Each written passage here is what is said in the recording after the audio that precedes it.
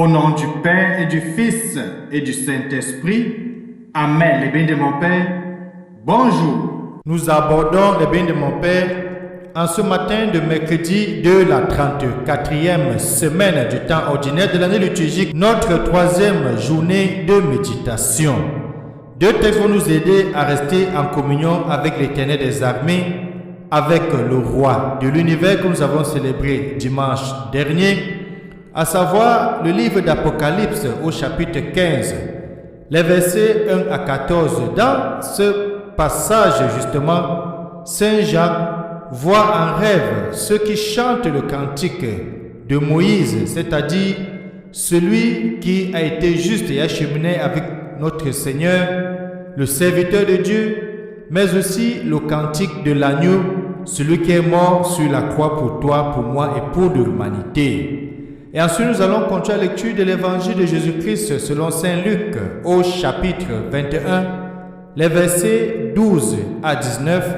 Cette fois-ci, il sera question de Jésus-Christ qui va mettre en garde ses apôtres et ses disciples de la persécution qu'ils vont subir, mais il va les rassurer en soulignant quelle qu'en soit la situation qu'ils vont vivre. Lui, Jésus, sera présent pour témoigner pour eux et pour les défendre.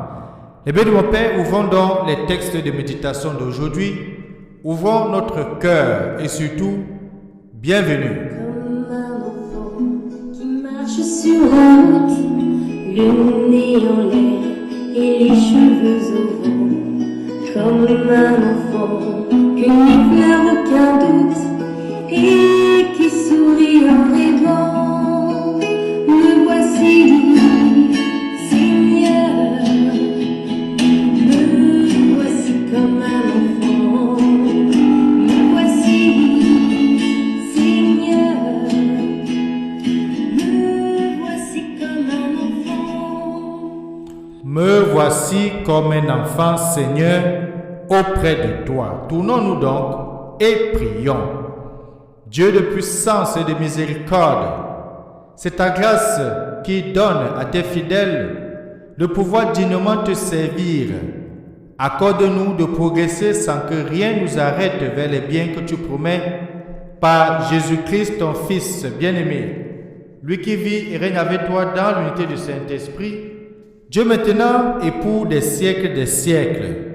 Amen. Le bien de mon Père, que chacun ouvre le livre de Révélation ou le livre d'Apocalypse, de lire dans le chapitre 15, les versets 1 à 4. Bonne lecture.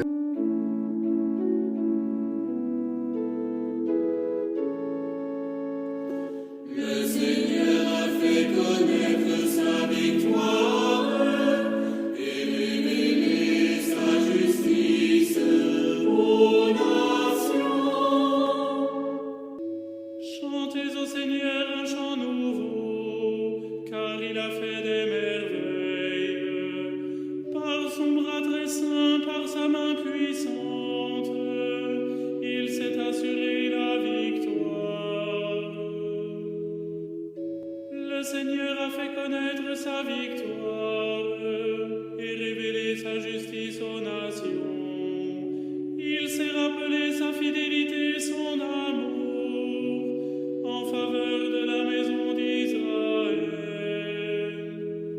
Le Seigneur a fait connaître sa victoire et révélé sa justice aux nations. La terre tout entière a vu la victoire de notre Dieu.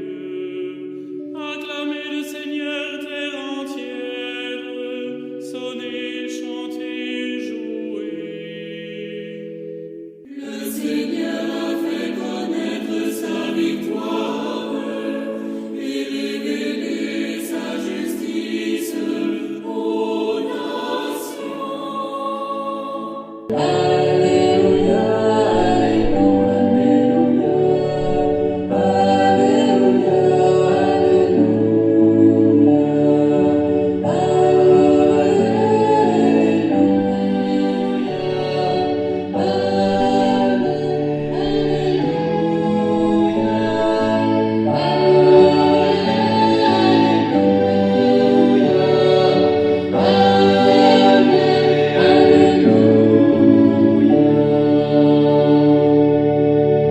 Évangile de Jésus-Christ selon saint Luc, au chapitre 21, les versets 12 à 19. En ce temps-là, Jésus disait à ses disciples, « On portera la main sur vous et l'on vous persécutera, on vous livrera aux synagogues et aux prisons, on vous fera comparaître devant les rois et des gouverneurs à cause de mon nom. Cela vous amènera à rendre témoignage. Mettez-vous donc dans l'esprit que vous n'avez pas à vous préoccuper de votre défense. C'est moi qui vous donnerai un langage et une sagesse à laquelle tous vos adversaires ne pourront ni résister ni s'opposer. Vous serez livrés même par vos parents, vos frères, votre famille et vos amis, et ils feront mettre à mort certains d'entre vous. Vous serez détestés de tous à cause de mon nom, mais pas un cheveu de votre tête ne sera perdu, car par votre persévérance que vous garderez votre vie. » Acclamons la parole de Dieu. Louange à toi, Seigneur Jésus-Christ. Vous serez détestés de tous à cause de mon nom, mais pas un cheveu de votre tête ne sera perdu. Les bénis de mon Père, ça c'est une phrase que le Seigneur dit dans l'évangile que nous venons d'écouter. Il s'agit d'une assurance qu'il donne à ses apôtres, à ses disciples, d'être avec eux, de les garder, de les protéger pendant le temps de la persécution. Les bénis de mon Père, il faut dire que justement, après la mort de notre Seigneur Jésus-Christ, tous les apôtres vont fuir, ils auront peur. Ils vont se cacher dans les domiciles. Ils auront peur même de sortir publiquement. D'ailleurs, avant sa mort, dès son arrestation, on a vu Pierre le régner 3 fois avant que le coq ne chante. Oui, Pierre l'a régné tout simplement parce qu'il avait peur. Et les autres qui n'étaient pas courageux comme Pierre, qui voulaient suivre le Christ pour voir jusqu'où il irait, jusqu'à ce qu'il devait se passer dans sa vie, se sont tout simplement tous retirés et se sont barricadés dans leur maison. Voilà même que lorsque le Christ ressuscité va visiter les apôtres, qu'est-ce que l'évangile va nous dire?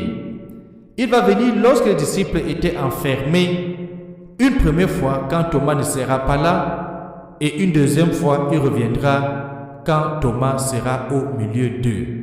Oui, c'était donc la persécution totale de tous ceux qui se réclamaient d'être disciples du Christ. Tous ceux qui cheminaient et qui défendaient le nom du Christ étaient persécutés. C'est ce qu'on peut lire d'ailleurs dans l'Acte des Apôtres où on va voir la persécution qui va s'abattre sur les apôtres, dont l'un des premiers martyrs sera Saint Étienne, qui va mourir lapidé avec la présence de Saint Paul, qui à l'époque s'appelait Saül. Les bénis de mon Père, si grave que soit la perspective qui s'ouvre donc devant les disciples, ces disciples peuvent en être sûrs. Aucune situation ne devra être considérée comme bloquée. Aucune situation ne doit être désespérée. En toute adversité sera ménagée une occasion de rendre témoignage. Et ce témoignage, Jésus lui-même l'assumera en eux. Et dit, vous n'avez pas à vous soucier. Une telle parole n'a d'évidence que si nous ne cherchons pas à nous sauver nous-mêmes, en faisant de nous notre propre Dieu, notre propre Sauveur, notre propre Rédempteur. Il fallait bien une certaine exagération pour nous le faire saisir. Jésus dit, pas un cheveu de votre tête ne sera perdu. Intégralement, vous êtes à la garde d'un autre. Nous sommes à la protection de notre Seigneur l'Éternel des armées.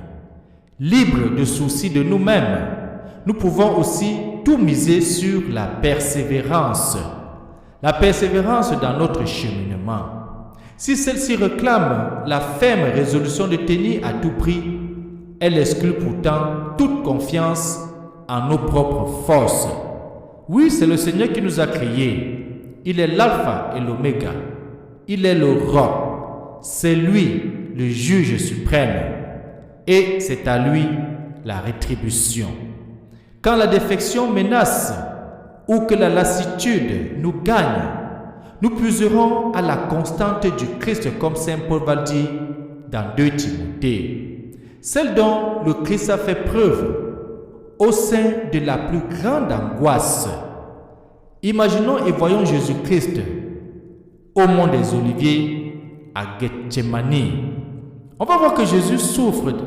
Il est tellement angoissé que de son front et de son visage coule le sang en lieu et place de la sueur. Mais Jésus ne va pas fuir. Il va tenir à obéir à son Père, tenir à aimer le monde, à t'aimer, à m'aimer, à aimer l'humanité, qu'il va continuer jusqu'à donner sa vie sur la croix. Lui, il nous donnera la force de ne pas céder sous la pression de l'adversité. Lui, Jésus, dira en nous le oui au Père. La patience devient alors comme une limite opposée à la tribulation, du fait qu'elle accueille les biens de mon Père, celle-ci jour après jour. Il veut dire, on va le voir, Saint Paul, lorsque lui-même sera converti et qu'il va revenir à Jérusalem, il sera arrêté et traduit devant le Sanhédrin, traduit devant le jugement, devant un tribunal. Et on va voir comment la sagesse de l'Esprit Saint va habiter Paul, qui va dire, oui, vous m'amenez ici parce que je suis pharisien, vous m'amenez ici parce que je suis publicain, vous m'amenez ici parce que je suis sadducéen. Et qu'est-ce que le texte va nous dire? La confusion s'est sémée dans le cœur des juges. Et ils se sont mis à discuter entre eux, et pendant qu'ils discutaient entre eux, de libérer tout simplement Paul. La sagesse de Dieu. Oui, la pensée de Dieu n'est pas notre pensée. Notre Dieu est un Dieu puissant. C'est l'Éternel des armées.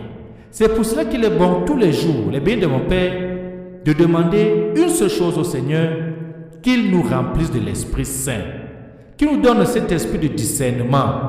Parce que l'esprit de discernement, c'est l'esprit de sagesse, c'est l'esprit d'intelligence, mais aussi c'est l'esprit de force et l'esprit de courage. Et que notre puissant nous bénisse aujourd'hui et nous garde. Lui qui est Père, Fils et Saint-Esprit. Amen. Bonne journée. Louez Dieu, tous les peuples.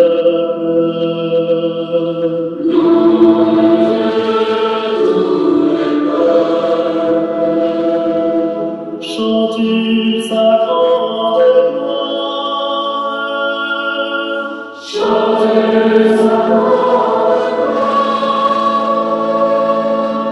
Oui, notre Dieu nous aime.